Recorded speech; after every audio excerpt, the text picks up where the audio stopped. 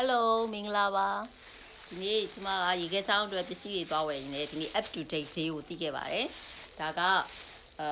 တစ်ခွဲ6ပေါ့နော်တစ်ခွဲ6 size တစ်ခွဲ6 size ဆိုတာရှည်လေးတွေပေါ့နော်သူက80 ml လောက်ဆန့်တယ်သူကလေတစ်ခွဲ6 size တစ်ခွဲ6 size ကိုအဲ့ဒါတစ်ပေါင်ပေါ့နော်အကြောင်းကုန်နေနဲ့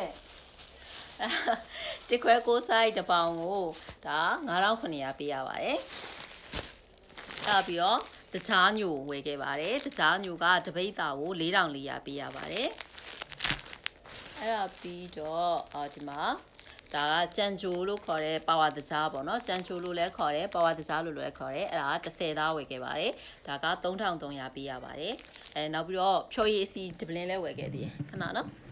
အေးရဖြော်ရည်အစီကဒီထဲမှာထားအဲ့တော့ဒီမှာစမ်းတက်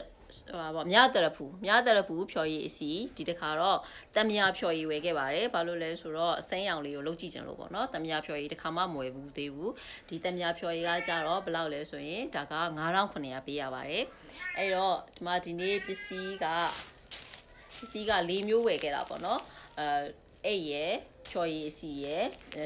ကြံချိုပါဝါတကြားလို့ခေါ်တဲ့ကြံချိုရယ်တကြားညိုရယ်အဲ့၄မျိုးကို19100နဲ့100ကျခဲ့ပါတယ်ရှင်ကဲအဲ့ဒါလေးလာပြောတာပါကဲအားလုံးကျေးဇူးတင်ပါတယ် bye bye see you